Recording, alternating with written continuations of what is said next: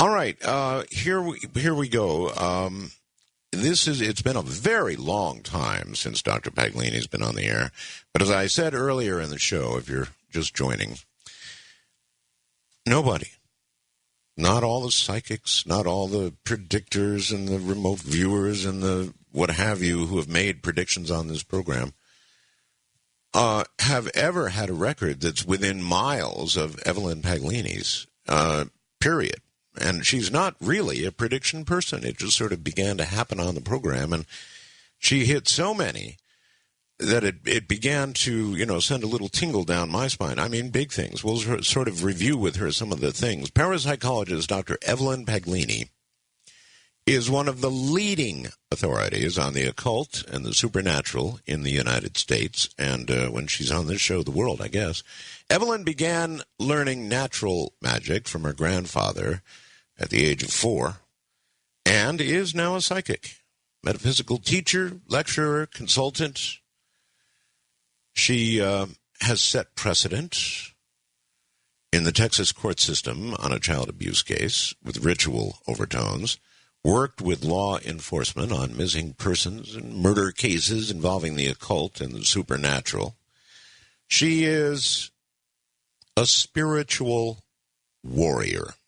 It's a very interesting phrase, isn't it? Spiritual warrior. Coming up in a moment, Dr. Evelyn Paglini. Dr. Evelyn Paglini, welcome back to Coast AM.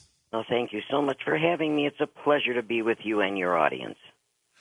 Well, it's a pleasure to have you big time, and it has been so long. But what sticks in my mind, Evelyn, is the remarkable, incredible record you've had of predictions. And I wonder if you can recall for the audience some you made. I mean, these were all on air, so there's no fudging any of it. I mean, they were all recorded well before they occurred here on the air. So it's not like, some psychics, they'll tell you this, oh, I predicted this and I predicted that. But boy, when it's on the air, that's that. Well, I remember a couple right off the bat. I would have to say the hurricane season of 2005, which was Katrina and Rita. Oh, yes. And that was something I couldn't get out of my mind. I knew it was going to be an extremely difficult, devastating hurricane season, and we certainly had one. But you went well beyond just predicting hurricanes. Pardon me? You went well beyond that. You said massive numbers of people will be evacuated, and so forth and so on. It was really nailing it. I just saw thousands of people being evacuated. I saw tens of billions of dollars worth of damage, and I just couldn't believe it. It was like one after another after another. Mm-hmm. That's right. And then I know also the Virginia Tech massacre. Mm-hmm. That 32 people that were killed by that crazed person. And certainly the fires that have been going on. And then, the economy? You remember? The economy, I did about 2006. I remember telling people about the stock market going down to 700. They didn't want to believe me, and I told them to stop using their homes as an ATM machine. Yeah. And I said that there was going to be massive foreclosures. That's right. That's right. It was one after another and there were more. I mean, it was just, and so I guess I'd like to ask you, how do these things come to you? In what form? Well, sometimes it depends. It will happen in a vision. There may be images that will cross what I call the screen of my mind. Other times it happens when I'm doing ritual at night and I'm calling upon the elements. In other cases, I will get information because I'm doing so many clients around the world, and I'm looking into their future. And I try to go a year or 2 years, so I see a trend that happens with so many people having so many problems in so many particular arenas or areas. Okay. So sometimes the screen of your mind, meaning almost like a TV screen, you see these images, things occurring. They come in nanoseconds. And sometimes they will come with sound, and other times they will come with sound and a lot of emotion, especially when I'm seeing something that's very devastating like a Katrina or a Rita or earthquakes. Just like when I get into weather, when I get into weather, that's when I start to see and feel the emotion, the fear, the anxiety, and then the depression. I mean, all of it, it's all there. I read a story a little bit earlier that my wife wanted me to ask you about because she's a little concerned about it. She's seen the movie as of 2012. Mm-hmm. And, it's, what is it, December 21st, I think, 2012. And I thought, good movie, great special effects. It'll never happen. And here I have this story tonight from a scientist in India who's saying it just may well occur. It's the end, of course, of the Mayan calendar. And I always just thought, the Mayans got sick of making calendars and just stopped. And I think I still somewhat embrace that, but this story worries me. Any insights at all about December 21, 2012? I have called the cleansing of Earth for the last couple of years. I said we were in a countdown, and I said that there was going to be an escalation of devastation and catastrophic events that were going to occur. This is all happening, will continue to happen, and yes, 2012 has a lot to do with it. It's the purification of Earth. With this, there is also going to be what I will call a vibrational change. And so, therefore, we will have our consciousness raised and lifted. You will notice in the next couple of years, more and more people will be coming forward because their sensitivity, psychic abilities will be being turned on. Children will be coming with extraordinary abilities. And that's all part of the process of what is going on as far as the 2012, the cleansing of Earth, this devastation, this catastrophic cycles that we are in. Well, that's consciousness raising for those who are left, and that's what's concerning me. There's going to be some sort, when you say cleansing of Earth, that could mean a lot. I mean, that could mean millions of people or billions of people even not here anymore. Great for the consciousness of those remaining on Earth. I'm not getting billions. I'm not getting that. Good. Okay, I feel that there is going to be several areas of the planet that will cause much pain and crying and fear because of the loss of life that will be in maybe the tens of thousands, hundreds of thousands. And you say some portions of the Earth. Do you have any specific areas that you're concerned about? Well, he asks as he closes his eyes and grits his teeth. Well, I'll tell you, when I get more into the weather, I was looking at an awful lot of flooding and an awful lot of, again, earthquakes. It seems, and I called in the beginning of the year on a show called The Joe Who Show, I called it the year of the earthquake. And when I was on the show with Coast to Coast, I had mentioned that I had felt an awful lot of crying and an awful lot of desperation and fear from earthquakes. And when Haiti hit and then Chile, it was like, this is just the beginning. And so I'm feeling that there's going to be more earthquakes, and they are going to take devastating tolls. And I'm also feeling a lot of flooding. It seems like the elements are in full force, Art, and they don't want to quit. And so you're going to have flooding, especially what I'm worried about is the East Coast. I keep seeing the East Coast being flooded dramatically, the coastal towns being flooded. I see superstorms with high winds that want to come in, and they seem to come up from Florida and then just track way up the East Coast. Now, I already called that there was going to be flooding in the Midwest, and you see what's happening in Wisconsin and in Ohio. Yes. That's just the beginning. There's more. And that I already called in the beginning of the year. Well, I see more of the Midwest flooding. I see more of the upper Midwest flooding beside the East Coast. I also see it down toward Texas.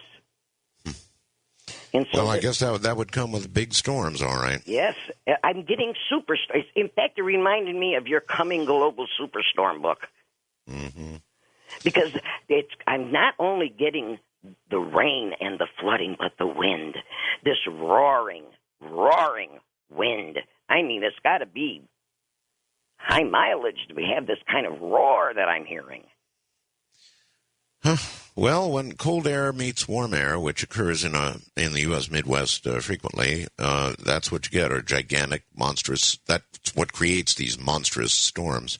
And you know what? You think that is not bad enough, and then you take a look at the fires,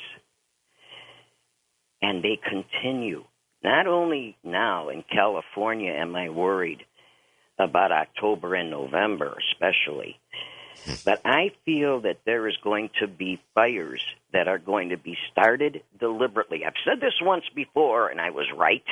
You sure were. That was another one I forgot to... That was right, and 5 firemen died. That's right. You said that it would be... I'm saying it again, and I've got it in more than one state. It is planned. It is deliberate. They are taking advantage of a dry season and the heat wave, which I also called, and has continued. They are going to take advantage of it, and there's going to be fires in several states that are arson. And that's part of what I was getting, like a homegrown terrorism. Right. Evelyn, that leads to another question, and it's, I guess, a social question more than anything else, but what's happening in the United States to the people? I know economic times are rough in the U.S. right now, but, God, what's happening to the people, Evelyn? There was a time when conditions got dry and people didn't automatically go out and begin to set fires intentionally, and now they do. There's been some sort of massive social change in the country, and I could go on and on about it. It's not just fires, but we'll take that as an example right now. What's happened to people? There's some sort of profound change. Well, I want to call it evil on the rise. I want to call it negativity seeping in and taking hold and bending people who may be out of desperation, may be out of fear or anxiety, losing their job, losing their homes. Maybe that's the cause. But I'm also picking up that it's almost like a plan of an organization that wants homegrown people to turn on each other and to turn on their country. Well, that's happening. It's happening, and I don't... And it's like they're being brainwashed. Yeah, Maybe I because don't I'm into the understand paranormal, but that's where my mind keeps going. I says they're being sent like signals. They're being manipulated. They're being mind-controlled in some way to think like this, to be exposed to it. It's almost like they're looking for their vulnerability, and they found them.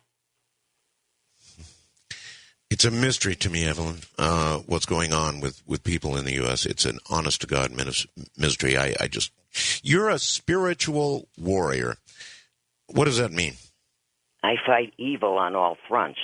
I level the playing field. I teach people how to use magic so that they can not only better their lives, but that they can protect themselves against psychic attack and curses, spells, hexes. Can you go after evil on the kind of scale we were just talking about? Yes, I understand you can do individual things, and you certainly have. But on the kind of scale we're talking about here, an entire country that's beginning to go, I don't know what it's doing, but it's strange. I mean, that's a kind of evil. Can you go after a massive amount of evil like that? one person can make a difference, but when you pull the consciousness and you know the power of the mind collectively, when you focus that attention on it, yes, you can fight evil. That's why the more people out there who get into magic, who get into the discipline and the power of the mind, will be able to, again, not only help themselves, but help mankind. Well, there are things going on in the United States, and I guess to some degree the rest of the world too, that just absolutely confuse me. Crimes that are so evil is the only word for them. I mean, the torture of young people, the molestation of young people, the all these crimes that are what I used to call head shakers that you just don't understand. It's just. Well, you see, the Vatican has been having scandal after scandal, and there's more to come out. You see that you have got ministers falling from the pulpit because of sexual liaisons, and that's going to continue. There's going to be more scandal in churches in the Vatican. You had some connection with Father Malachi Martin back when I was having him on the air, you recall? Yes, I do. He told me again and again and again that evil is spreading and getting bigger in the world, and the U.S. specifically. And I guess that's going on unabated, huh? Yes, it is. It has increased tenfold. And it's not only within the church, which he tried to explain and expose, but it also is just out there. You are meeting people, and when you look into their eyes, you can see they are soulless. There's an emptiness there. Right. They're dead inside. Right. That's exactly what Father Malachi Martin said. He actually said you can walk down the street, you can look into somebody's eyes, and you can see they're dead. You can see that they've made a perfect deal with the devil. And they are soulless. In fact, you once had a woman, call on air who had offered her child to Satan. That's right. And so that still goes out there. The breeding of infants just for that reason is still going on out there. There are those out there who seek nothing power. Scares me like that, Evelyn. Nothing. I know the program you're talking about, and that one. I mean, to my dying day, I will remember as probably one of the scariest programs I've ever done in my whole life. She was not. She wasn't with the rest of us. This woman really was evil. She really was evil. And she had given her child to the devil. That's right. Just an incredible program. All right, we've got to take a break here, Evelyn. So much to do tonight. A spiritual warrior named Dr. Evelyn Paglini is my guest. Aside from the predictions, we'll talk a lot about what witchcraft is and what it is not. From the other side of the world, I'm Art Bell. That would be me. Now, coming up in a moment, I'm going to ask Dr. Paglini about the economy. I really want to know about the economy. I hear the economists in the U.S. have declared the recession over. Obviously, they don't get down to the street very frequently because, according to my friends, the people I talk to, it's anything but over. With this many people out of work, and I know, the economists suggest that the job market in any recovery is the last thing to return. But most economists now are predicting the job situation is going to get even worse, double digits. It's actually already in double digits. According to their figures, we're near 10% unemployment, just barely under 10%, and it will hit double figures again. Now, yes, the stock market has recovered substantially, but, the stock market is the market, and it's, I don't know what to say about it, and I don't know whether I believe in this market recovery anyway. If you look back to the Great Depression, you'll find there was exactly this, the kind of period we're having right now, where everybody is talking about the market recovering. And then, of course, she went the second time, and the second time she went, it turned out to be the Great Depression. Now, people expressed concern about the possibility of a double dip. That's sort of a mild phrase. Doesn't sound too bad, double dip, right? But when they had the double dip in the Great Depression, that's exactly what it became, was the Great Depression. So I want to ask about the economy. It's important to everybody. It's worrisome. And I'm telling you, as I talk to my friends, there are stores closing en masse. There are houses empty. The rate at which banks are taking them back has never been seen before, or at least in my lifetime, never. So they may consider it over. I don't, and I'm sure many of you don't, and we'll find out what Evelyn thinks in a moment. Well, all right, Evelyn, with regard to the economy, continuing to improve, if that's what's happening right now, or a double dip, or a depression ahead. How do you see the economy? I had said that there was 1,000 days before the economic engine would really start to take off. And right now we're still on target. I don't feel that there's going to be any lifting as far as Main Street is concerned until the late spring of 2012. Wow. That's when some confidence will begin to return. You have 7 million people unemployed. It's going to take years to get that many people back to work. And you have over 6 million and counting foreclosures, homes that are empty. It will take 2 to 3 years just to get those off the books. But do we have enough hamburger joints to employ that many people? No, we don't. I hate to be that flip, but, See, the glut is in the old days, Evelyn, when we had, economic boom times, and then, there's a business cycle, up and down and up and down. I understand that, but in the old days when we'd be down, a president would come on TV and say, well, the basic American economy is sound. I can't say that anymore. It's not sound. We don't have industry to be employing these people anymore. So that's right. The jobs are not coming back. So we have to reinvent. We have to diversify. You're going to see so many people that will be starting home businesses out of their kitchen, their basement, and their garage. They will be reinventing themselves because they have to. These jobs are not coming back. No, I don't think they are. But you're saying that people will be able to do that. They'll reinvent themselves. Yes, they will. And I feel that there are opportunities out there. I just don't want to stay on the down. I want to see that there are opportunities out there for people. And if they tap into their sixth sense, if they tap into their psychic abilities, they're going to get some insight and some answers. Cash is still king. And so let's just talk about housing. There are more people out there that need to rent now than ever because they have lost homes. And so there is an investment opportunity, and cash is king. Oh, yes. You can get out there and buy pennies on the dollar, and you can have investment and cash flow from rental properties.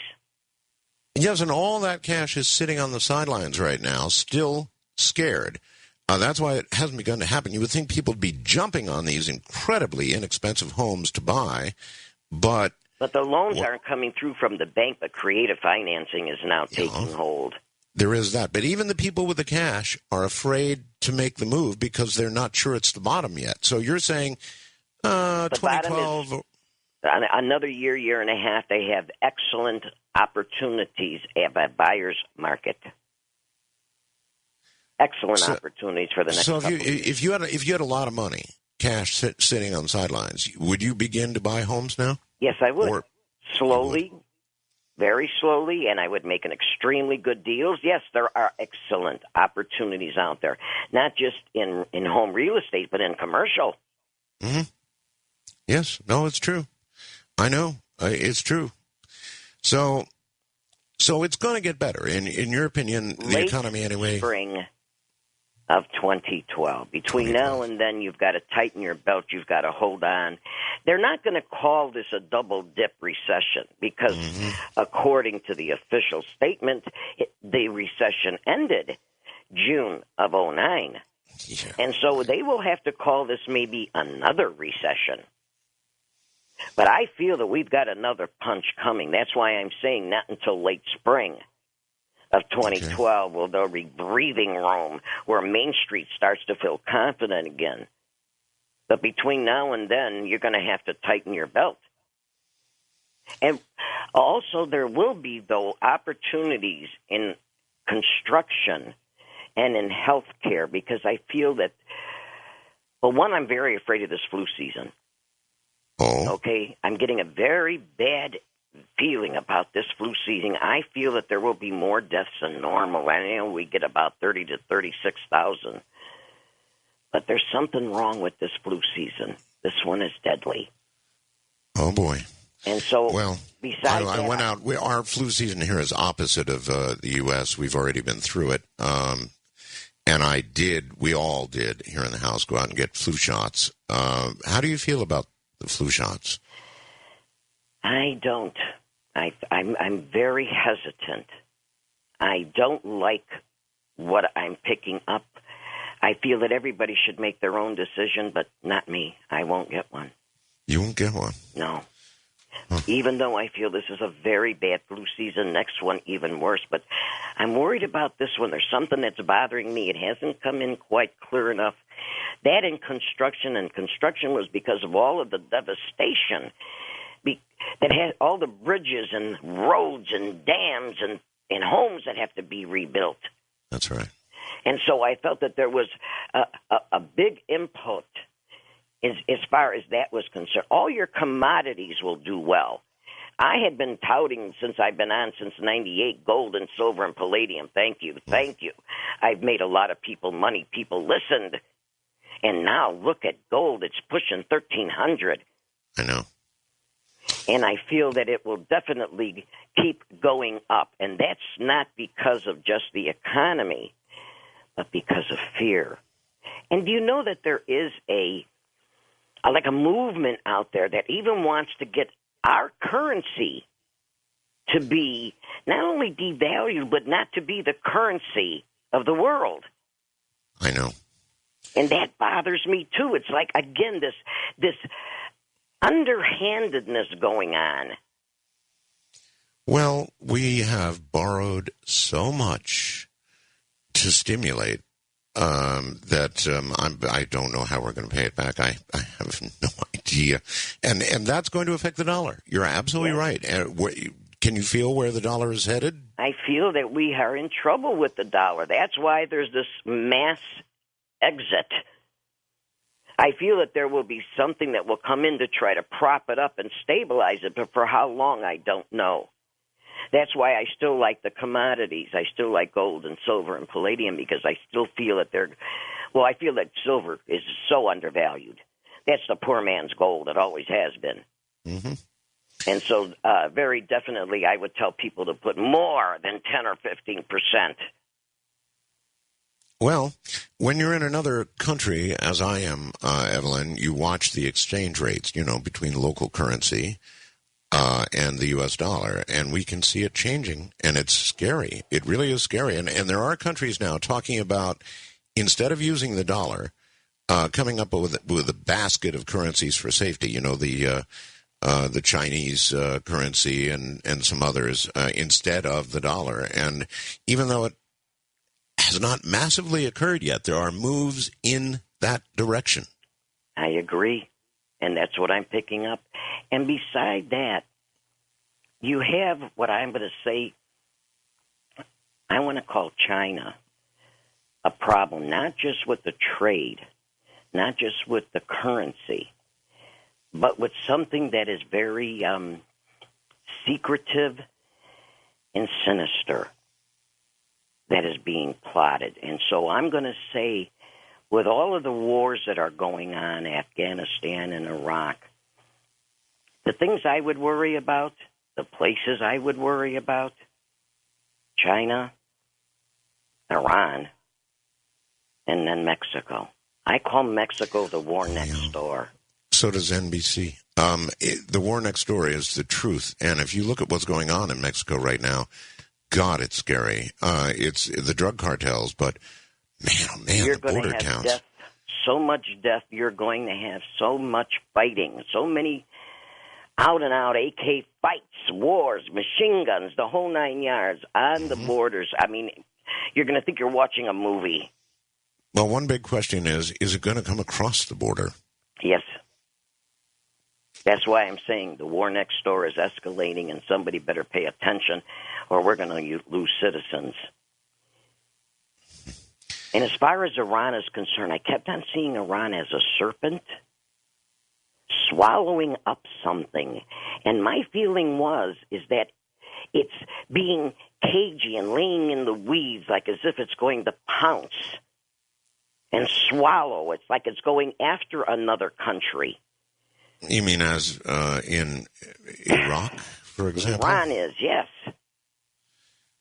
We have taken our combat troops out of Iraq. We still certainly have troops that can fight there, and we're depending on the local force to hold things together, but... Well, then maybe that's the serpent swallowing. That's what I got. I got Mexico, Iran, and then China. And these were the things that we had to watch that were going to increase, escalate, and cost lives.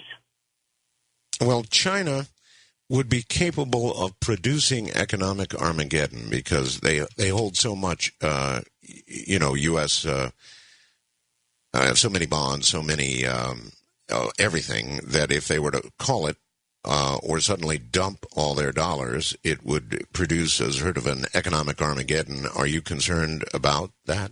I'm concerned about this here triangle, which is what I kept saying, the trade, the currency, and this other sinister aspect. There's something that's going on underneath this third way of, the way I want to call it is, I don't want to say it wrong. It's almost like when somebody wanted to poison you slowly. Okay? That's the best way I can feel it. Believe me, I understand. They're using all three. So you think they're working together intentionally, or just... No, this is intentional. All intentional. Yeah, that's why I said, if we want to talk about war, this is where the war is really going to be, and those are going to be the wars: Mexico, Iran, and then China. And China's the biggest one, the longest one, because it's more manipulative. The other two will be almost, be able to see it. This one is very insidious.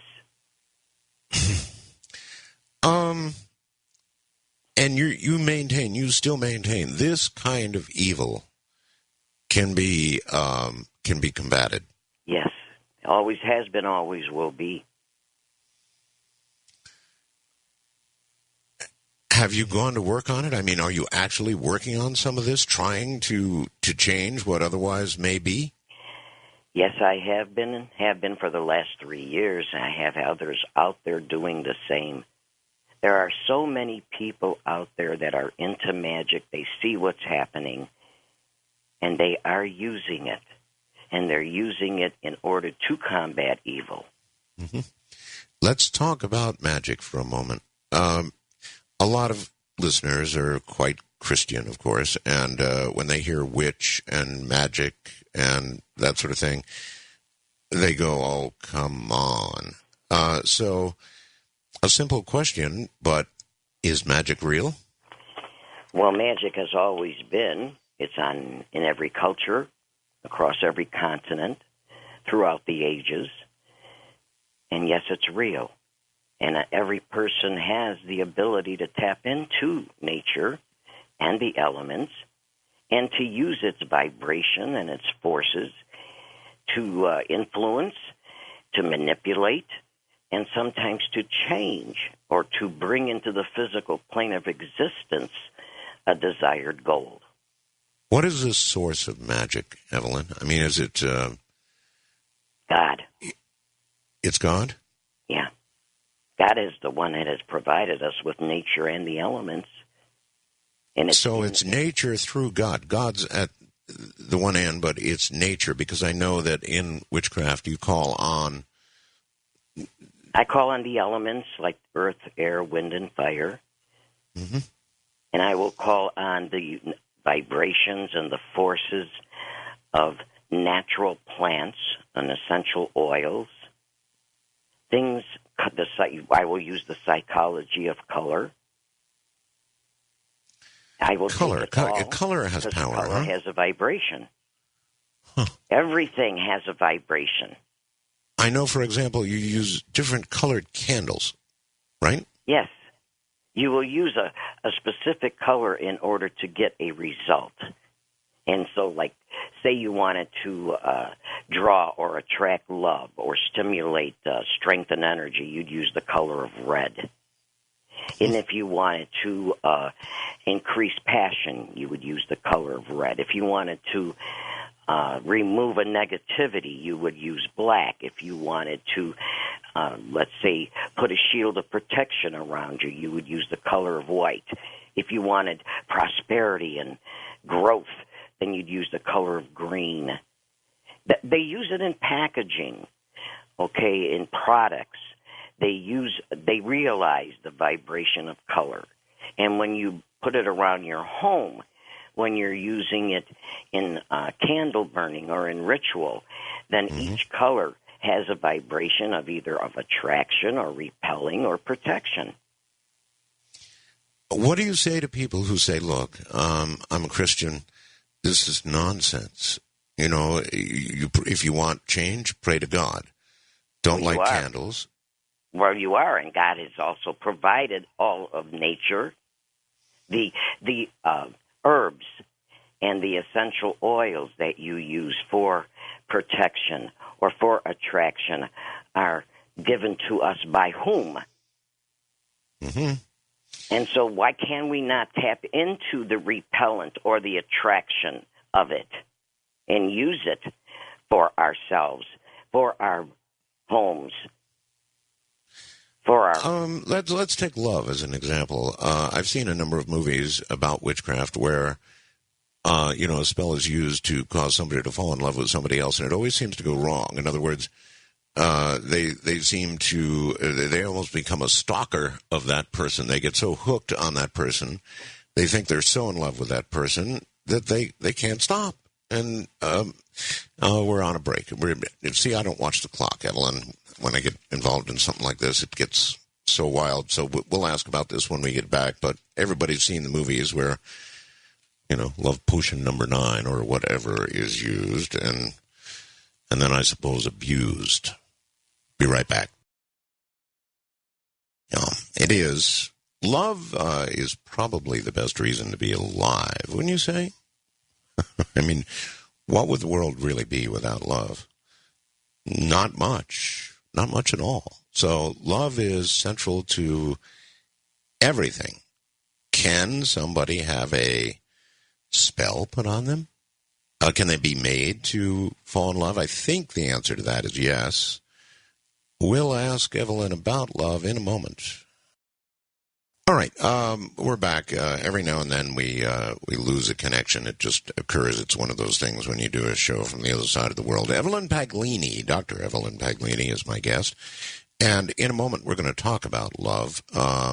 But just very quickly, I would like to give out my email address. So grab a pen, and then I'm going to allow Evelyn to give out whatever contact information she would like to.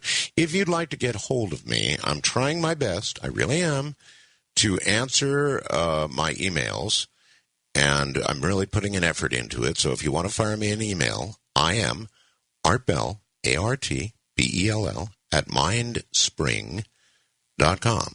That's Art Bell, ARTBELL, lowercase, at mindspring, MINDSPRING.com. That's it. Evelyn, before we get too deep into the show, I want to allow you to do the same thing, whether it's a newsletter you have or a book or anything else, or I know you do individual, or you used to do individual consultations for people on occasion. Yes, I still do. You do that. All right. If somebody wants that, How do they get hold of you? Well, they have a phone number of 818-700-9345. And Okay, they that's can also... let me give it out. Area code 818-700-9345. 9345. Cool number. Thank you. And So, they can also get me at mysticalblend.com. mysticalblend.com. Okay, and I know that you sell some of the accoutrements of witchcraft as well, right? Yes. May I give out my snail mail? I have a lot of people who do not have computers. Of course. Yes. I would like to give out them because this way, if they need a catalog, I'll be more than happy to send it out to them. Good. And that's at Mystical Blend, P.O. Box 57932, Sherman Oaks, California, 91413. Okay, let's see if I've got that. Mystical Blend, P.O. Box 57932, Sherman Oaks, California, 91413. Yes. Okay. All right. It's true. A lot of people don't have computers. It's hard for me to believe, but it's true. They don't. Well, they remind me every once in a while. They'll send me a note and they'll say, "Can you please send me a catalog because I don't have a computer?" So. Right. And again, that phone number is area code 818-700-9345. Is there a better time to call? Usually during the day from about 9:30 until about 5:30. So in other words, don't call now. No. Right, okay. All right, love potion number 9. Is it possible to put a spell on somebody and to cause them to fall in love with you? Yes. Is it a good idea? No. So in other words, it can all go wrong. Yes, it can all go wrong, but that's not what's going to happen out there. Most people are going to go and maybe try to attract a person to them, and that's good. Or they will find someone and they want to enhance that relationship, and that's even better. And then maybe once the relationship has been enhanced, they want to get it to the altar. And so all of those are very good spells and very good rituals to be performed. But yes, unfortunately, you can put a spell on a person that you shouldn't and have them love you. But remember one thing about any curse or any spell. It's only as powerful as the practitioner. Only as powerful as the practitioner. That's right. I know you said that, it's inherent in all of us that we have this power, that we could, most of us or all of us could, to some degree or another, practice magic. But obviously, there are degrees of inborn talent. I mean, somebody like yourself has been doing it for years. You really know what you're doing. So is it really wise for an amateur to, go get a book on witchcraft and start spelling away? Not spelling away, but learning the basics. Learning meditation, learning visualization, getting a foundation, having a discipline, and then getting involved with nature and the elements to find out how they can tap into those forces and those vibrations and to use them in their daily life to help them to make choices, decisions, moves, to help them in a legal manner. I have people out there that know about magic, always knew it existed, but never thought it would work for them. I had one young man that had to go to court, and he used magic, and it saved his job. Really? Yes. I have another person who went to court and fortunately, was able to win a custody battle. I have others that have used a health and well-being package to improve their vitality and to take away pain. There's protection for yourself against psychic attack. There are so many people out there that are suffering. and they don't know where to go or who to turn to. And also you can learn how to use magic to protect your home, your environment, to remove negativity, to attract prosperity, better business. In other words, it doesn't have to go into ceremonial, ritualistic, high magic, where it takes decades to learn. You're not going to be getting involved with creating a familiar or doing evocation and summation. No, you're doing it in your daily life so that your life is better, so that your family is safer. Mm-hmm.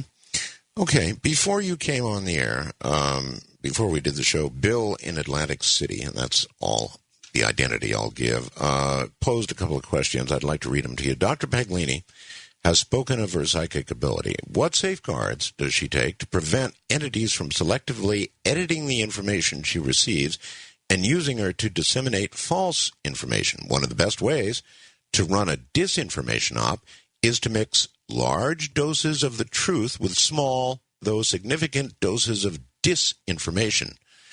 And we've all heard some of the people, even on the show, who do that. So what kinds of protection and verification does Evelyn use in conjunction with her psychic predictions? Well, first of all, when it gnaws at me and it keeps showing me images, this is not an entity presenting it.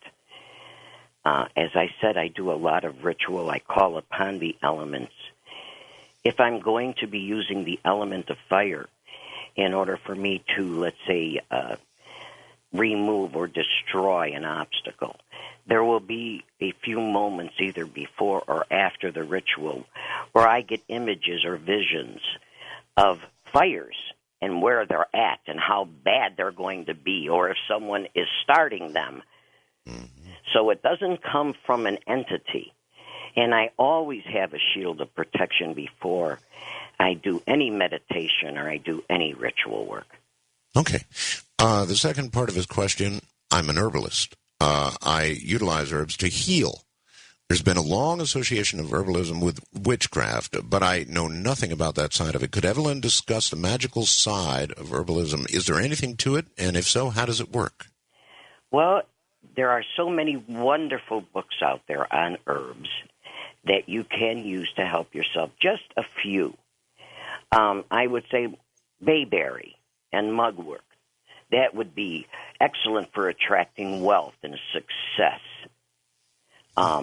You can sprinkle it around your home, your place of business. You can also carry it in a bag, like a mojo bag.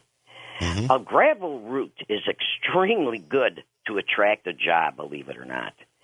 And I always recommend the herb of Bodo leaves or five-finger grass, okay, or hyssop or rosemary for protection. And for money, again, I like the bayberry. I like the mudwort. Okay. Essential oils, if you wanted to use those, okay, you have excellent protection oil, rosemary, rose geranium, okay, wisteria for protection from money, attraction, better business, magnet, prosperity. Maybe you can't answer, but why do they work? Evelyn, why? Because some have a vibration of attraction or like a magnetism to them. Others are like a repellent. Okay. And so what you're doing is you're using those essential oils to coincide with what you're trying to achieve. And herbs and roots and resins and essential oils have been used from the beginning of time. We have always offered them as to the kings. We have used them as aromatherapy. We are now using them for consciousness raising. And so, therefore, it's very good to get into. And so a lot of this goes back to the time of Christ, or well before. Oh, well before. Well before. All right, I have a lot of emails and messages, Evelyn, and you're going to hear it because we always do when we open the lines, from people who have just had nothing but the most atrocious bad luck in their lives. I mean, like one thing, one disaster, personal disaster after another. And it gets to the point where they think that they've been attacked or are being attacked. So a lot of times that can be absolutely true. Yes, real. You can. Very much so. You can be under psychic attack. There are people out there that have the ability to place a curse or a spell upon you. And they can stop business, destroy your health, relationships. Wow. They can cause all kinds of things to happen within the home, depending on how good the practitioner is, what kind of a spell they're using. Are they sending a familiar? What kind of magic are they using? Evelyn, how do you delineate between somebody who's under attack and somebody who's just having a bad, run of luck? Because the run of luck ends. I guess that's a good point. So if it's been going on for a big portion of your life and it's never ending, there's a good chance you're being attacked. That is correct. And then usually a person will have a sense about it because, everything just starts to fall apart.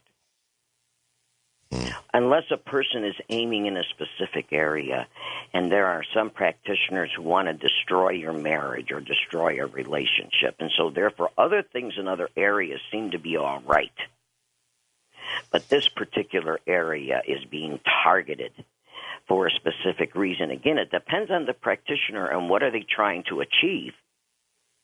So if somebody is under attack, or they think they're pretty well convinced they're under attack, is there anything they can personally do about it as a general neophyte about magic, or are they best off to come to somebody like yourself?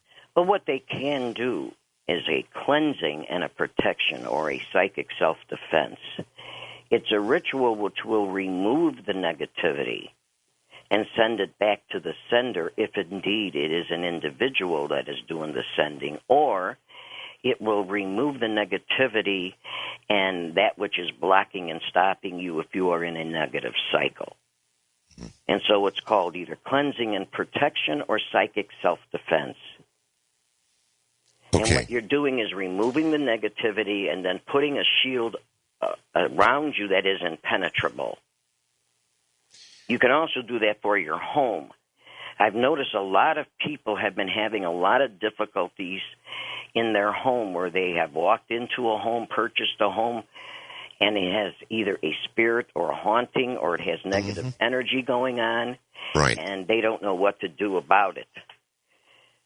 And what I decided that I would do for the coast-to-coast audience, for those individuals, because I've had a few emails lately, I wanted them to go to mysticalblend.com. And what I did is I put up cleansing and protection of the environment up there. So that if they feel that they have a negativity in the home, or they feel that there is something in their home that is possibly a spirit, then this is a good way of cleansing it. Okay, so it's up on the website. Yes, it is. All right. In voodoo, for example, I've heard it said that for somebody to cast a spell on you that's going to really have effect, you've got to believe in that spell. In other words, you've got to believe it can be done to you, and if you believe it can be done to you, it indeed can be done to you. Real magic, is that true, or is it not true? In other words, whether or not you believe, it can be done to you. No, you do not have to believe. It will be done to you. Again, it is as strong as the practitioner is. It depends on the kind of magic they're going to be using. Most people in the field are going to be using what we call imitative and sympathetic magic. By so doing, they are going to make an effigy of the person. That is the imitative, that which looks like a person. That sounds like voodoo, the doll with the pins. Right. And then they're going to have sympathetic, which is an article of clothing unwashed, that is worn close to the body. that is infused into the wax figure. And so now you have a link established, and that's why it's called imitative sympathetic, to look like and to have that essence of the individual. Now is one more powerful than the other? Both is what is really good. But the sympathetic is excellent. Most people know the target they're looking at, and so they can visualize that person. But when you have an article of clothing, something of theirs, now you have a real essence, a real link. Wow. And so after you have that, you have consecrated it in the first and last name of the individual, and you're saying something and seeing in your mind that which you want as a result.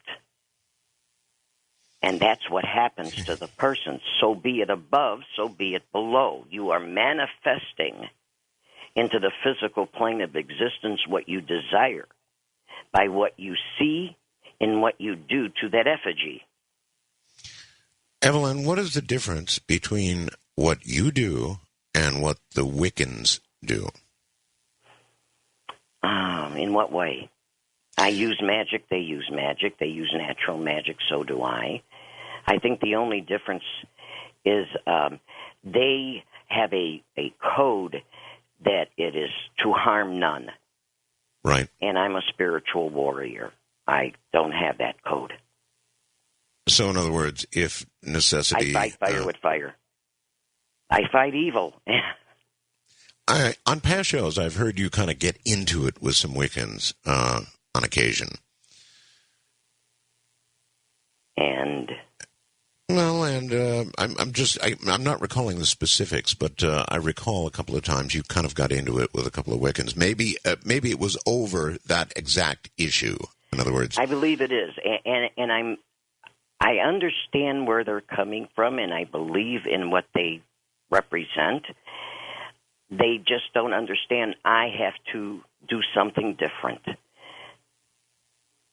Yeah. It's my path. I do understand, and on occasion there's really no choice. You have to go after somebody. All right, Evelyn, hold it right there. We're talking about witchcraft, real witchcraft, and we will get to the phone, so if you have a specific question for Evelyn Paglini, you'll have that opportunity. From Manila, Philippines, other side of the world, I'm Art Bell. Good morning or afternoon or evening, whatever it is, wherever you are. And we do have listeners all over the world. We're going to get to the phones shortly with Dr. Evelyn Paglini.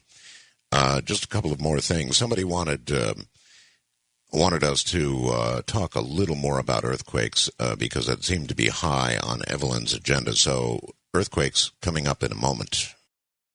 Did I really say earthquakes coming up in a moment? That might not have been the perfect phrase to use. Evelyn, you did, though, say, look, let's get as specific as we can. I live now in an area not very far from Sumatra, Indonesia. We hear about earthquakes every day. The people in Southern California are asking me how they're going to fare. The people in Middle America have their own fault to worry about. And, of course, the East Coast as well. So, as specific as you can be, what can you tell me about the earthquakes that are coming? As specific as I can be, I would be worried about California. I'm picking up within the next 12 months there should be 2 strong earthquakes. As far as the Midwest is concerned, I still feel that there's rattling going on. We've been having that, and that's going to continue. It's going to escalate, but not where I'm seeing big damage. And I am definitely, again, worried about the East Coast, but more the flooding than the earthquake. Mm-hmm. Well, and now Europe is going to catch it. I know China, I feel, is going to catch it. Japan, again, is going to get it. And Italy. And Italy. You live in Sherman Oaks. You're in Southern California. Yes, so I do, and I'm worried. Might you get worried enough if your visions become specific enough that you would leave? I would call immediately, and yes, I would make sure I got the hell out of Dodge. Okay. So California and within the next year. Within the next year, 2 major earthquakes. 2 major earthquakes. Yeah, 2 strong earthquakes want to hit California, and I've been doing everything I can with a group of individuals that I know that have really, really been focusing their attention on not having this happen, or to lessen the damage, or to lessen the intensity. Okay, fingers crossed. I want to ask you about this, demon possession. Is demon possession real? Is demon possession rare, or is it more common than we know? Or tell me about it. Demon possession is definitely real. It has been around for centuries. It has been talked about in most of the sacred books. They are supernatural beings, that which has never held a human form. What they wish is, of course, to walk the land.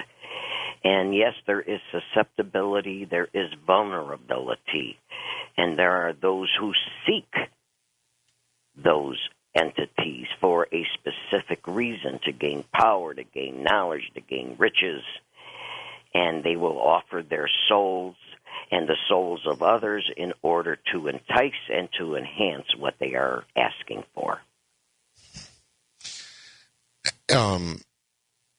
It is possible, in the case of possession, to exorcise such a demon from a person, is it not? Yes, it is, depending on the individual who is going to be doing the exorcism. They have to be well prepared, well grounded, and extremely spiritual, because they are going to be putting their soul as well as their life in jeopardy. Mm-hmm. Huh. Have you ever participated in an exorcism? Yes, I have. And I've been thrown across a room. Was it successful in the end? Yes, but it took 3 days. 3 days, my God. Evelyn, somebody called early in the show and talked about a Ouija board. Now, what I told that person, I hope I gave them good advice, but I said, look, I don't know if it's a Ouija board itself, but certainly there's intent. When a bunch of people think, having a party and think, oh, this would be fun, get out the Ouija board and let's call the dead or whatever. I'm not so sure it's a Ouija board itself, but the intent of the people who sit down with that board is to open a door. And, once that door is open, why, it's kind of hard to tell who walks through, isn't it? You just hit the nail right on the head.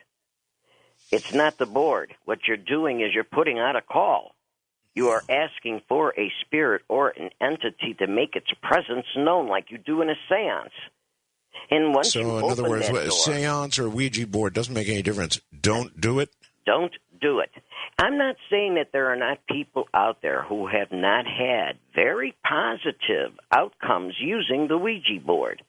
Mm-hmm. But there are also many stories of people who have used the Ouija board, and a spirit has come through that they have not been able to get rid of. Right. In a seance, it has followed them home.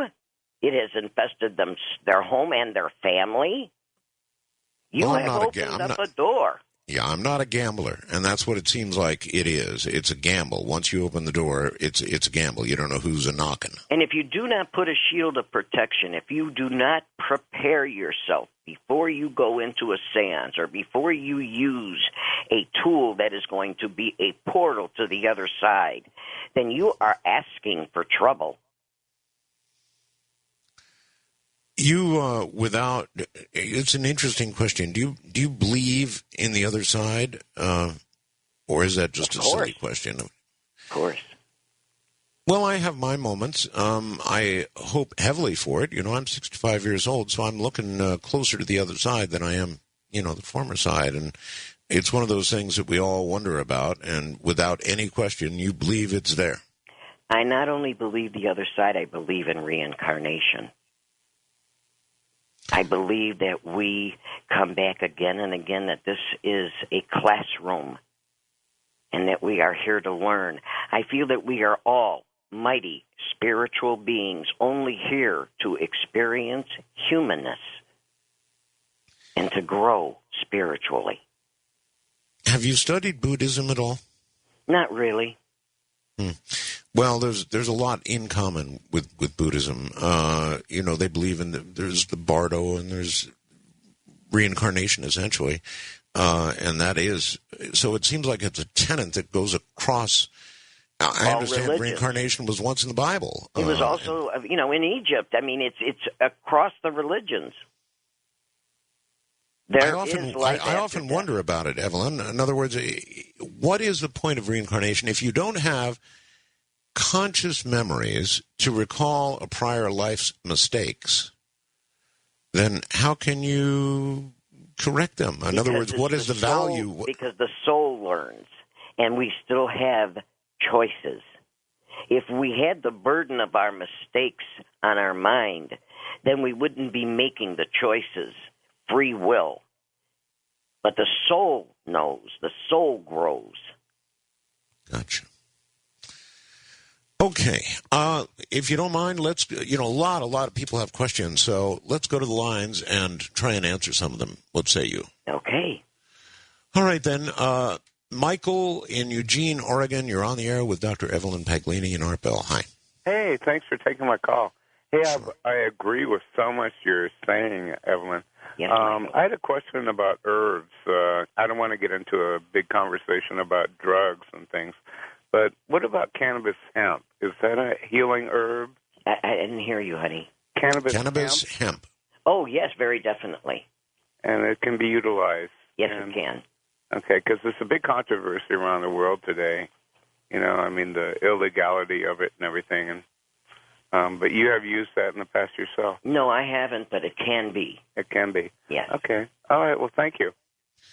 Good answer. And an interesting question. I wonder if cannabis will eventually.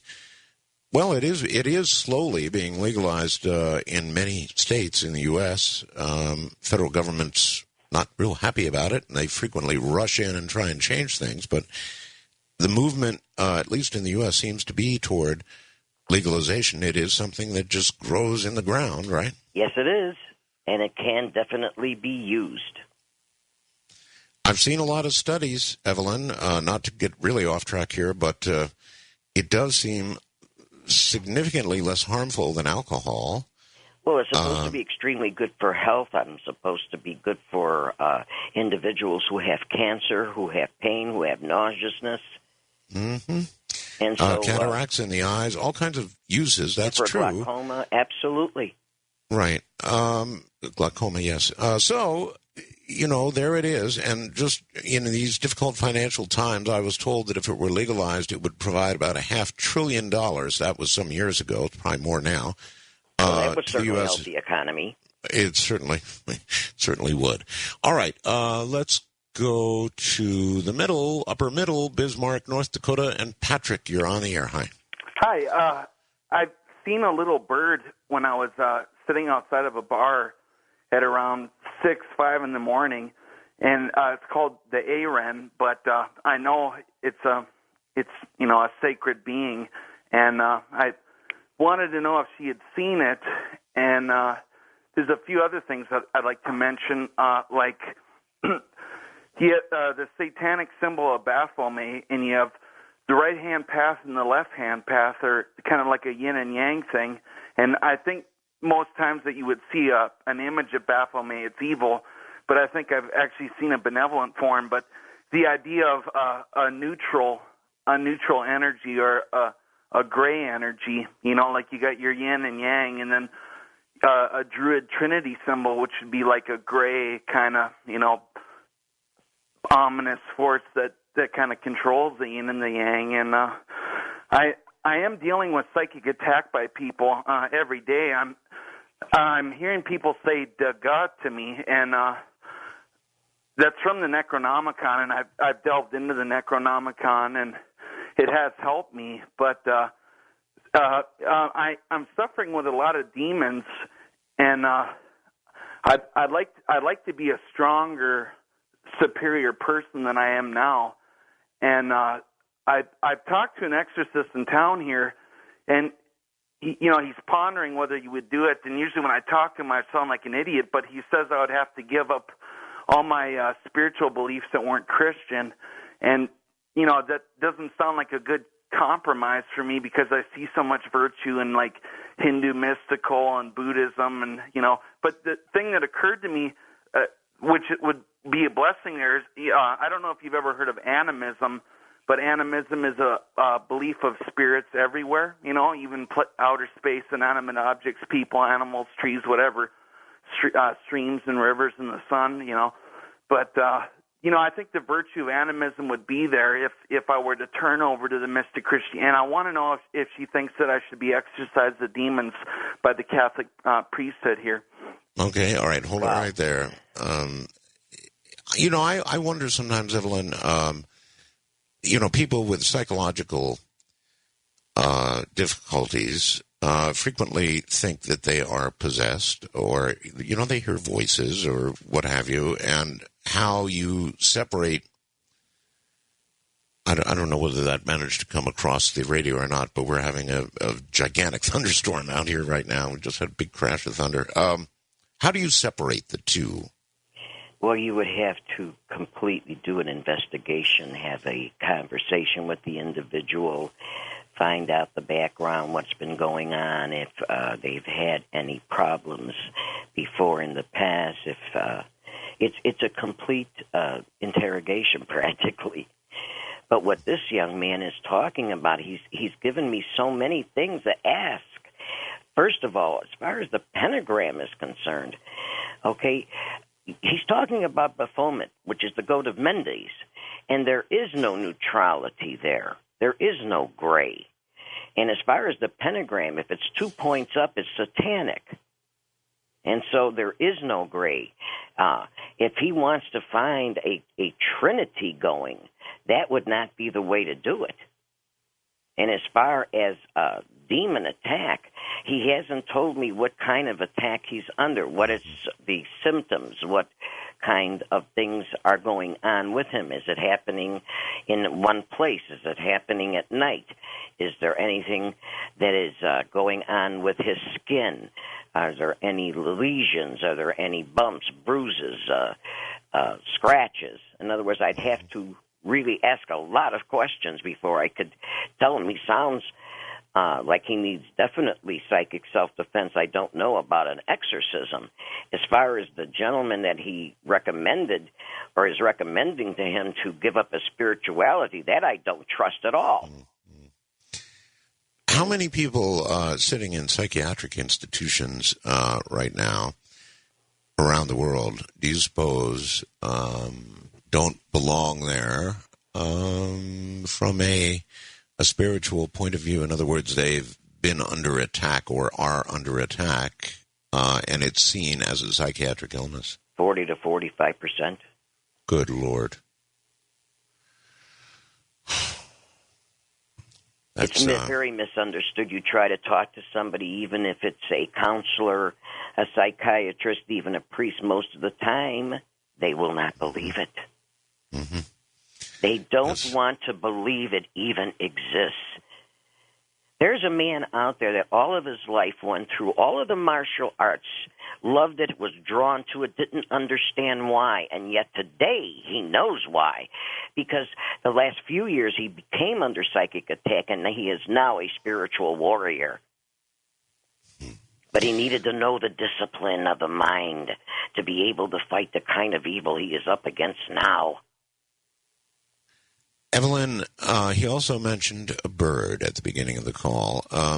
Are there times when you see an animal and, seeing that animal at that time, at that place, in that way means something? It can be a messenger. It can be giving you a warning. It can be sometimes a totem giving you a sign. It depends. If it's in a shadow form, then I'd be worried because you might be under shadow magic. And so, therefore, it depends, again, what it is. Anytime you see an animal, there may be a reason. It can also be a familiar used as psychic attack. Back up a little bit. Shadow magic. Yeah. Explanation, please. What is that? Well, that's when you use... See, there's an old tradition that the shadow is still a part of the soul, the essence of the soul, because it is us. And if you use shadow, you can use it as a... You're actually talking about somebody's shadow, right? Yes, or creating a shadow by using a figure or a doll or a sculpture of an animal, and you target an individual. I'm telling you something that is very old, and most people do not know about art. You always do this to me. It's all right. Continue, please. Oh, but just whisper it in my ear. Shadow people can sometimes be seen, and they don't understand. They think they're seeing an interdimensional being, and yes, it can be, but at other times it is a familiar, that which has been cast, that which has been created by a practitioner in order to do you harm or to come upon you and investigate. I've seen shadow beings or shadow, whatever they are. I've seen them. And I said this a long time ago when we started this whole shadow people thing. You see them not directly so much. That's very rare. You see them sort of as flitting sort of images, you know, in your peripheral vision. It's really weird, but you do see them. Yes, out of the corner of your eye. But a practitioner will create a shadow or will use an object and cast a shadow on a target, like a subject, like a person. Let's say I'm going to create a shadow of a wolf. Yes, and I'm going to send the wolf after you. All right, hold that thought. Perhaps just keep holding that thought. Send a wolf after me. My goodness, we're at another break point. Boy, we've got a whiz-bang thunderstorm going on out there. The power is flickering back and forth, and so I'll cross fingers, hope it all sticks together for the remainder of the show, which is with Evelyn Paglini. Be right back. I am a creature of the night. There's no question about that. It's interesting, occasionally when you fly from the United States to the flip side of the world, it sort of resets you, and for a while you're up during the day. But, you know, I've done this show for so many years, decades actually, that slowly, you know, I think, oh, now it's wonderful. I'm over here and I can actually stay awake during the day. All that changes. And the slow creep begins until eventually I'm staying awake once again until 2 or 3, typically. 3 o'clock in the morning is when we go to bed. And it doesn't seem to matter, even though I have that sort of opportunity when I fly from here to there or there to here to turn it all around. I slowly creep to staying up late again, and that's me, a creature of the night. We have 2 seasons here in the Philippines, summer and the rainy season. And we are presently in the rainy season with a very violent thunderstorm over us right now. So the Internet's in and out, and the power is going every now and then. So we'll see how this hour goes with Dr. Evelyn Paglini and your calls. It'll continue in a moment. The weather here is very much like Florida or Hawaii. You know, it's the tropics, and so when it rains, it pours. That old expression really, really does have effect here. All right, Evelyn Paglini, by the way, she's got a phone number, probably the easiest way for most of you, which is area code 818-700-9345. If you didn't get it earlier, 818-700-9345. And please call during the day, not now. There's nobody there to answer now. Evelyn, if you're ready, we will continue. Yes. All right. On the international line, probably Canada, I think. You're on the air. Hi, Tina. Hi, Tina. How are you? Just spiffy. I apologize in advance. I'm really nervous. I have been waiting for this opportunity for such a long time. I have 2 questions, and they're in regards to, I guess, demonic, or when somebody had brought up animals, whether they can represent something. Mm-hmm. And the other question would be about personal attack or curse. The first is I grew up in an extremely abusive environment, and because of that, I became very close with animals and have quite a tight connection, maybe even rare connection to animals. And recently, some things have been happening that I really need help. I need an answer. And what's been happening is every night I drive for a living. I deliver all night in the middle of the night. And there's an area that gives me, it makes my stomach turn whenever I need to get to the street. And on one occasion, I didn't feel good about going there, and I still kept going anyway. And a bird started flying in front of the vehicle, even though it was nighttime, and birds don't really fly at night because they're blind. And it kept making chirps, and then it landed on the ground in front of my vehicle, not allowing me to proceed. And it did this 3 separate times. Eventually, I was able to continue going. And as I did, I heard a dog being tortured. It was a cry like no other. And when I turned my car and said, forget it, every street light went off one by one. And that felt like an omen that I definitely shouldn't be there. And if that wasn't enough, all of a sudden, an animal literally appeared on the road. And had I kept driving, it would have been dead center of my vehicle. And I thought it was roadkill. And like I do with all roadkill, I usually remove it from the road because I find it disrespectful to know somebody else will run it over again. Yes. And as I prepared to pick it up, I walked up to it and I went to grab the hind legs to drag it. And it actually turned its head and looked at me, which made me jump. But what was worse is he shouldn't have been alive. He had an eye hanging out. He had brain matter all over his face. The front of his skull was completely disintegrated. What was this animal? Sorry? What was the animal? This one was a cat. Oh, God. And then, it sat up and just stared at me. And it was so, it should have been dead to the point where its head was just kind of swaying back, and like it was just horrific. So I did get help in having him euthanized at a clinic. And then the next night, I'm driving, and sure enough, same neighborhood, same bad feeling. A rabbit literally just pops up, appears on the road, dead center of the vehicle. It, too, is sitting up. When I walk up to it, sure enough, it's missing most of its face. And again, I had it euthanized. Now, my question would be, I have had things happen very negative. This one is one of the top negative occurrences because of my love for animals.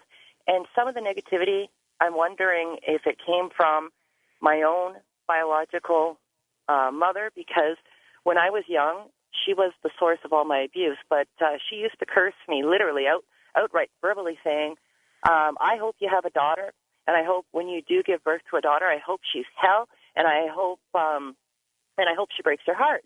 And at age 6, I lost her, and her curse came true. I mean, I really am heartbroken. I still have problems with that, and it was hell raising her because she was very sick, and then finally we found out about a brain tumor, etc. And then my mother would curse me of all kinds of other ill, wish me doom, and so my questions were about whether or not all these animals. Well, my question would be, why is this happening to me? Well, whether or not, your own biological mother could have stronger curses than others, or whether it's demonic, or whether these animals being there are representing something, because with all the negativity, I'm also one of the only people that I know who has survived a serial killer and met another one. And the odds of almost any of these events happening to one person are astronomical, much less numerous. I agree with you. Okay, pause it there. That's a lot to deal with, but stay on the line. Just stop for a second. And Evelyn, what do you make of that? All right, Tina, for one thing, you have more than one thing that's going on. I feel that, yes, an energy has been sent to you and has been accumulating on you, and that is why you have had a series of things that have been devastating to you.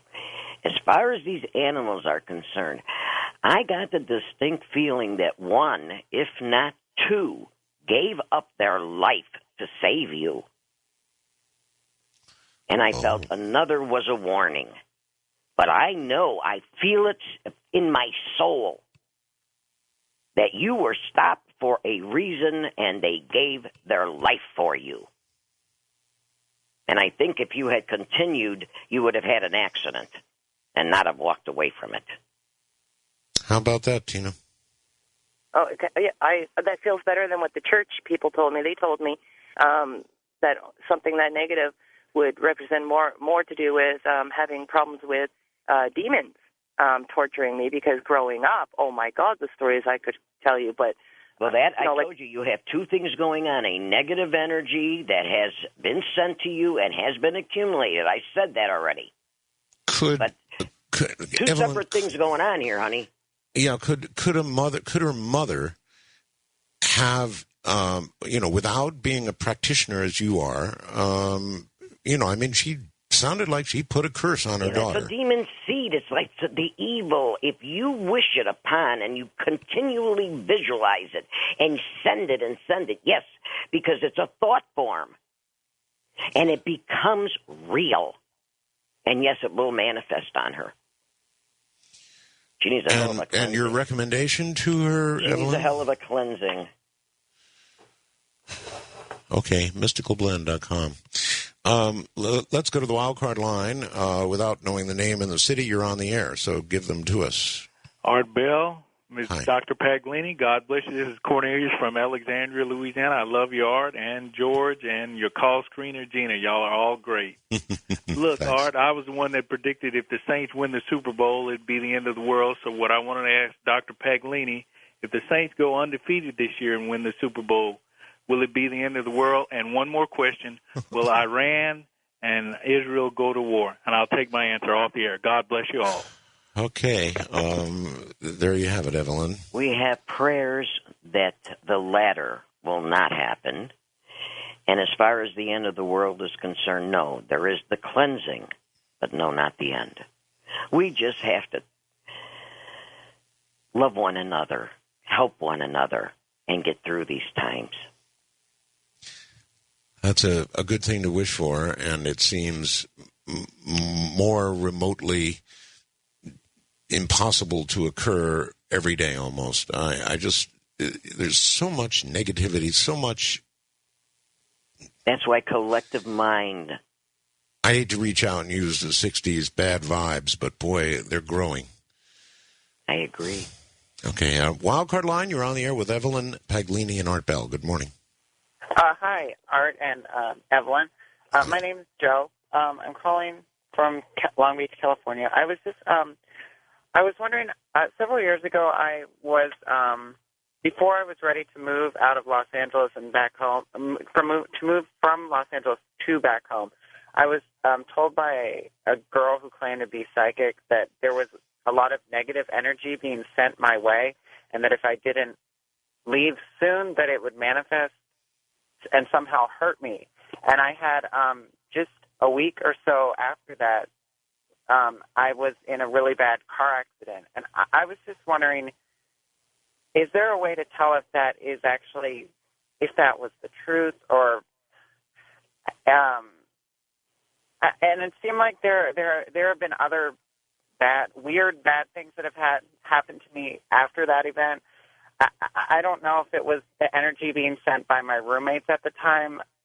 It just sounds bizarre to me, but I was wondering if there's a way that I could tell what was happening. Well, first of all, there usually is no coincidence.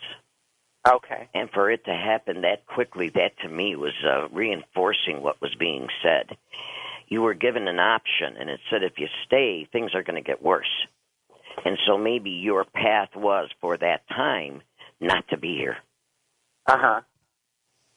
You made the choice. And so you set other things in motion. Well, to some degree, I don't agree with the fact that there is coincidence.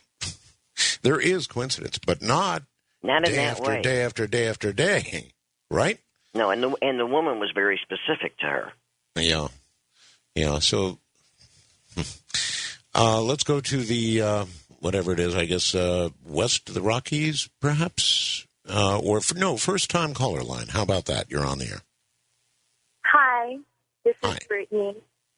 I'm 20 years old, and I have really bad panic attacks, and I have anxiety attacks. I have a job, and it's hard for me to make friends. The only people that I'm friends with are 30 years older than me, and I've never had a boyfriend, and I just want to know if I'm going to be okay. I'm always scared, and I worry constantly. Do you know if I'm ever going to be okay? Okay, these are personal questions, and I do not like to get into personal questions on the air. If you have a paranormal question or a question about magic. Okay. My mother, when she was like 2 or 3 years old, she was in her bed, and there was she claimed to have seen a Bigfoot, and he came up to her window, and nobody in the house would wake up, and she said she saw him, and no one in the house would wake up. Her dad wouldn't wake up. She said he always wakes up for her, and that night he didn't wake up. And the next day, they looked out of the window, and they looked out in the yard. It had been raining. There were these big, giant footprints like Bigfoot. Do you know what that was? Well, no, ma'am, I don't. I'm sorry. With regard, let's circle back to the question she was asking, personal questions. And I understand that you're not going to address that sort of thing on the air, but on a personal basis, when you do consultations, Yes. Evelyn, I take it that you do deal with those kinds of questions. Absolutely. But I'm not going to say it on air because I would have to get very personal with her. And Right. I don't feel the audience would be... No, I completely understand. I just wanted to clarify that you do deal with personal questions, just not... Oh, yes. Love, money, health, family, travel, opportunity, change, everything. Mm-hmm. If you want the edge on the future, I'm the one that they usually call to find out what's happening. All right. I know that we're about to speak to Tara in Baton Rouge, Louisiana. Hi, Tara. Tara? Going once. Going... Well, maybe it's not Tara. I'm sorry. Wildcard line. You're on the air. Tara's on another line. Hello, Wildcard line. Hello? Yes. Oh, okay, great. My name is Sao Chen, and it was very nice to speak I didn't with hear your first name. Sao Chen. Sao Chen. Okay. Can you spell that? SHAOCHUN. Wow. I'm Chinese. It's a Chinese name. Chinese. I was going to say Chinese. Okay. Yes. This is like a prayer because I am very in the despair because coincidentally, my friend told me about this show, so I've been listening to almost every night, and I was hoping that something like this will be on air and then just happen today, so it's wonderful. Well, just make the story short. I have a son and I have a boyfriend. We live together, and just 2 years ago, everything falls apart. Just one bad event after another, and before the summer, I had a dream that he's with his ex-girlfriend, and of course she showed up, and then they had an affair. So that's the end of that. So now my family is apart, and I haven't seen my son for 4 months because he took him over the sea because it's just a mess. And I also found out that this woman has a connection with Egypt. She goes to Egypt quite a lot, so it's very strange. And also, over just before that happened, I saw a lot of crows. Everywhere I go, I see just mass amount of crows flying over my head. Just driving down the road, it will be crows everywhere. At my work, crows will be near the lawn. I don't know. I'm suspecting something is wrong, and I feel very deep connection with him, and I'm just heartbroken. And recently, I just have a lot of strange dreams, just dreams after dreams, and I can't explain. Some violent dreams and something else. Also, there's another dream, but he's with another woman, and I found out that in his country over the summer, he went to France, and he had an affair with another old girlfriend of his. So, Okay, Sha-Jen, yeah. you're going to have to hold it there because we're at a break point. But it sounds like, again, it comes under the category of personal. But the constant crow sightings, how might that fit in, Evelyn, very quickly? The crows are the messengers giving her the warning, and her own psychic ability is giving her the dreams that are coming true and that she's finding out later about him. Best thing to do is to forget him and move on. Better off without, right? Got it. Okay. This is an intense program, no doubt about that. From the flip side of the world, I'm Art Bell. This is Coast to Coast AM. Intense. Definitely an intense program. Good morning. I'm Art Bell, filling in for George Norrie, who has the evening off, or the morning off, I guess. And my guest is Dr. Evelyn Paglini. And now we go to, no, you know what, let's not do that right now. We have to take these commercial breaks or we get in big trouble. So, commercial break, go ahead and we'll be right back. Well, all right, let us correct a injustice, and let's actually go to Baton Rouge, Louisiana. And Tara, you're on the air. Hi. Hi. Yes, I was calling to ask Evelyn about the house I live in. It feels that it has something in it that is attacking me specifically. My husband and I moved in about 9 years ago, and there's things in the attic, and there's bumps like on the front door and things, and physically I have just gone downhill. I have aches, pains, and we've cleansed the house. My husband's planted crystals at each corner of the property, and, what can we do? Honey, when you said you cleansed the house, what did you do? Well, we said the Lord's Prayer, and we go around and we, in each room, as we're saying the Lord's Prayer, we'll sprinkle salt in the corners, and that's all that we do. No, that's not a cleansing. On my website under Mystical Blend, go to Magic 101. And I have got the complete free instructions how to cleanse and protect the environment. Please do that first, and you will probably notice within 24 hours a lifting and an energy release, and you will notice that your vitality will start to come back. And you can also email me after you have completed that cleansing and protection. And if you still are having sounds, then we will use bigger guns. But I believe that's what you need first, honey. You did not do a cleansing on that. They'll go away, and it's like they'll go away it'll go away for a while, and then it comes back with a force. Yeah, with a vengeance. Yeah, because you're not really getting rid of it. There's a complete cycle to go through. And you're not doing it. Okay. And what I would want you to do is, do I have a couple of minutes? Sure. Once you do the cleansing protection that I have on the instructions, please, honey, get yourself either protection oil, rosemary oil, or rose geranium oil. And what I want you to do, and this is very important, I want you to use the oil, putting it on the index finger of your power hand, which is your right hand if you're right-handed. Yes. I want you to draw a circle on the headboard of your bed using the oil. And then I don't have a headboard. Could I put it just on the wall? Then you put it on the wall behind your head. And then I want you to draw a cross in the center of that circle. Now, while you're drawing the cross, and this is very important, I want you to say this out loud and with gusto. There is no evil or negativity that can cross this barrier. So be it. It is done. And now nothing and no one will get at you at night. And then I want you to do the same thing on the inside and the outside of your bedroom door and your front door and your back door. You're only going to change one word. And that word is threshold. You're going to say there is no evil or negativity that can cross this threshold. So be it. It is done. Right. You are not cleansing that home, my dear. Obviously not. It's been about 8-9 years, and it's still coming. It hasn't really gone away completely. No, there's a complete routine. Please follow it.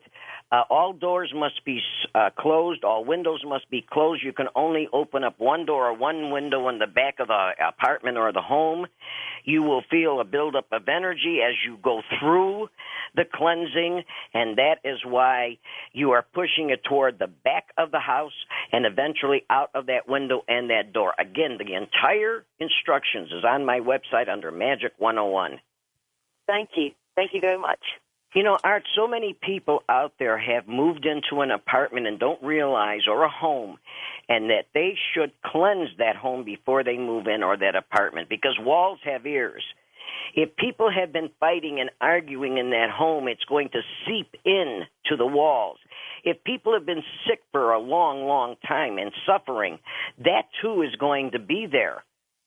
Let alone if there is a spirit or an energy force or a negativity that has been sent.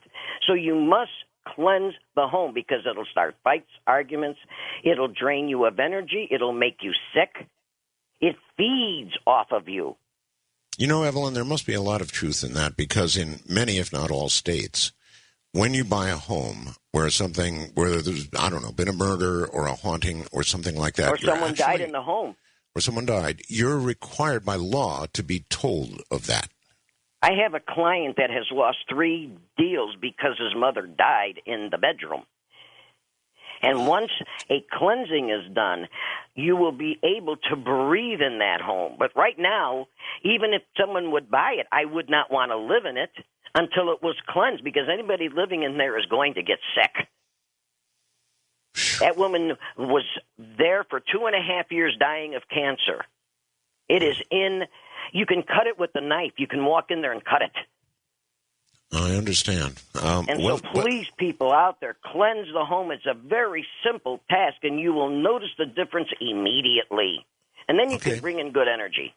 Good. West of the Rockies, you're on the air with Dr. Evelyn Paglini. Hello. Hi, this is Jeff in Casper, California, and it's always great to hear you two interact. Evelyn, last night George mentioned that you'd been under the weather recently, and I'm glad to hear you sounding so good tonight. Well, thank you. Well, thank you, and thank you, Art, for having Dr. Paglini on. The question I have is, earlier you mentioned about earthquakes and some friends you were working with on diminishing the intensity of those quakes. I've always been curious when earthquakes, fires, floods are presented to the coast audience, if there isn't an instantaneous spike of mass consciousness in the form of, oh, wow, I sure hope that doesn't happen, that may tend to diminish that. And then, of course, on the repeat once again. You're right on target, honey. Wow. And I'm curious as to the earthquakes you mentioned, of what magnitude, and is it possible one could happen up here in Northern California, or are they both going to be more oriented towards Southern California? No, there is Northern California, and I do not want to mention the magnitude again because you're holding back the energy. I'm sorry, it's where I come from. In other words, I don't want to give it force. If I say it's going to be a 6.2 or a 6.7, right. I want it to be a 5.4. And so I'm not going to put it out there. When I really know it and I can't get away from it, then I'll say it. But until that time, I've got to try to diminish it. Boy, he had such a very good point, though. Oh, he does. And you started it, Art. Yeah, if something is announced, then he's right. I mean, everybody said, oh, my God, I hope that doesn't happen. And that's started it, Art, a long time ago with focusing your audience's mind and Indeed the power. So. Mm-hmm. Good morning. Let's see. This would be east of the Rockies. You're on the air with Dr. Evelyn Paglini. Hi, Art, Evelyn? Yes. Hi. I wasn't sure if you had me on there or not. I just want to say it's a pleasure to speak to you both. You guys had mentioned a Ouija board a couple times earlier, and you had mentioned about how, it's kind of opens the door to whatever could be there. My question is regarding like all these ghost shows with the ghost hunters and everything, and you see them going around, just calling out for something to identify itself or whatever. Mm-hmm. Right. And I was just wondering, wouldn't that be almost identical to, what's being done with the Ouija board? I would say yes, but I'm, Evelyn's the expert. Yes, you are doing the same thing. You are putting out a call. The only thing that's different than a Ouija board is it's a concentrated area. Same thing in a seance. When you're going to a haunted place, you're usually going to be traveling, and you're trying to identify where it's at. When you're calling a seance, you're bringing it to a specific place, but you're putting out a call, and you're asking for it to use all of the energy in that room, including yourself, and even your bodily functions and your vocal cords in order to make itself known, hopefully pleasing Avian and nonviolence. Evelyn and I frequently do an EVP show. I'm sure you've heard them. Oh, yes. With a couple up in Utah, and they do that. They say, identify yourself. You know, they're trying to get these electronic voices, and they do get them. It's unnerving, but it's opening a door, and I've asked them time and time again, aren't you concerned? And even they keep saying no, even been followed home once or twice, and still they continue doing what they're doing. I think at some risk, and I've always told them that, but they say no. Well, they do know that they're taking some risk, and most of the time they're going after residual haunting. They are not trying to call upon a spirit or an entity and asking it to come in. You're not asking for Aunt Lucy. You're asking for anything. And that's when you can get something that you didn't bargain for, something you didn't know was going to come through and you don't know how to deal with it. Okay. Wildcard line, don't have a lot of time. You're on the air. Hi. Is this me? That's you. Oh, hello. Yeah, my name's Joe. I'm calling from Pittsburgh. So great to hear your voice on the program again, Arco. I love when you're on. Thank you. Dr. Paglini, you have a great program tonight. My question has to do with astral projection. A couple years ago, I started having out-of-body experiences. I had like 5 or 6, like in a 1 year's time period, and they were just very powerful, and I've done some amazing things while I was out-of-body. But I haven't had a full-blown out-of-body experience in almost a year, and I'm just wondering, Dr. Paglini, if you have any tips or suggestions so I can, What techniques have you been using of late? Lately, I actually just started a couple new techniques that I decided to focus on. One of them, I've been using a shamanic herb called Salvia divinorum, and I've had some success with that. And I've also been working on something called binaural beats.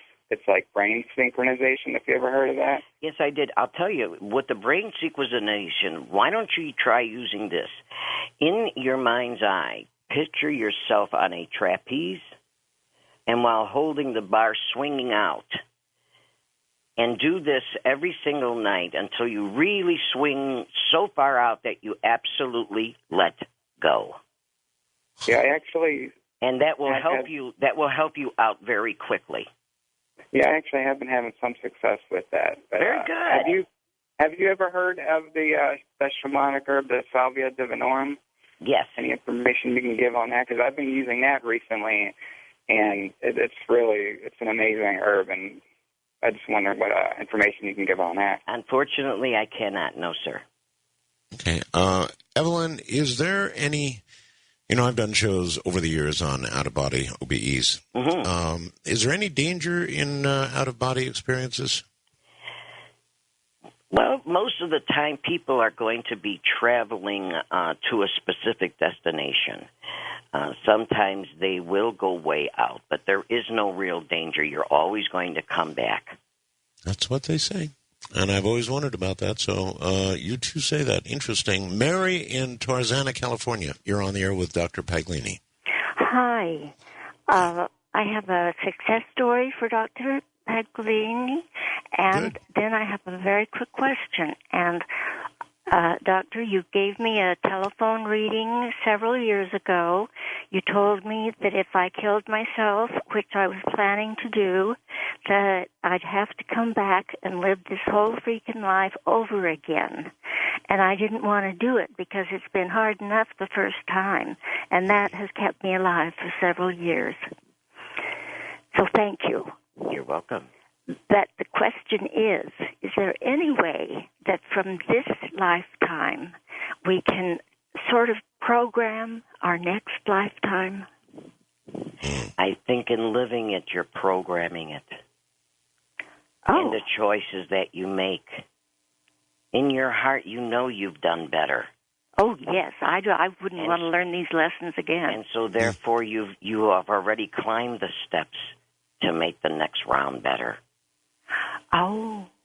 You already know the answer. You just needed me to confirm it, Mary. I think you're right. You're welcome. God bless you. Thank you, Marianne. Take care. Running awfully short on time here. Livermore, California brings Mike. Welcome to the show, Mike.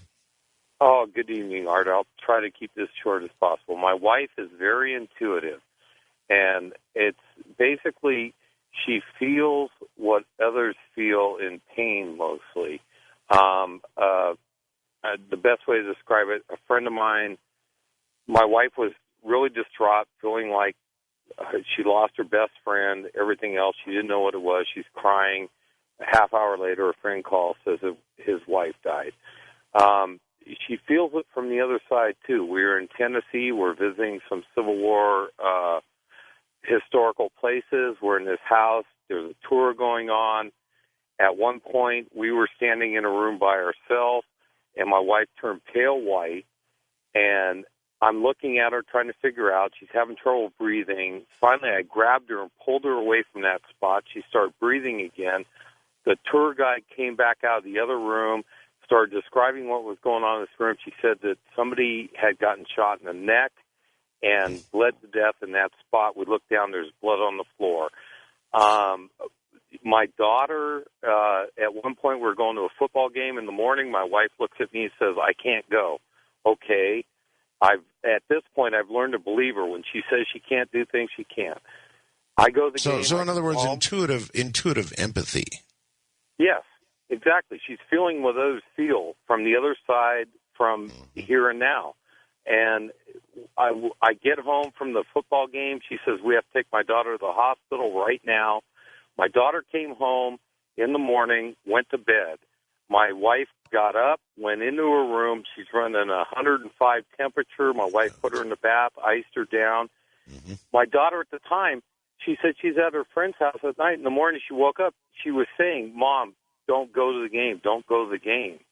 And I took her to the hospital. She had a kidney failure. She lost a kidney. They put 11 bags of saline in her. If my wife hadn't felt this, she'd be dead.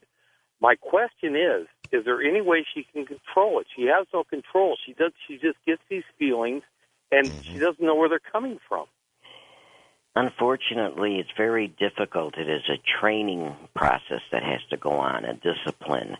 There will be times that she won't be able to stop it. That happens to me. It just keeps gnawing at you because it's urgent. It needs to be told. You need to pay attention to it. But there are other times where you can allow a specific time of day where you will go into a meditative state and therefore allow that to come in. But for everyone, it's very important to realize something. The incredible thing to remember is this. You are all psychic right now. And when you activate your psychic abilities, the answers to life's most important questions will come to you with astonishing accuracy. Listen to your inner voice. And on that note, we're done. We're out of time. We're controlled by the clock, Evelyn. So it has been an intense, incredible program. No doubt about it. Thank you for being here, and we will do it again. In the meantime, I hope they contact you. Your number is 800-700-9345. Thank you, Evelyn. You're welcome. Good night. Good night. Well, there you have it, ladies and gentlemen. That's Evelyn Paglini. She's a witch, but she certainly is intense, isn't she? This has been a wild one. It's been my pleasure filling in for George Norrie. Until next they call my name, from Manila, the Philippines, way over on this side of the world. It's truly been my pleasure. Good night, all.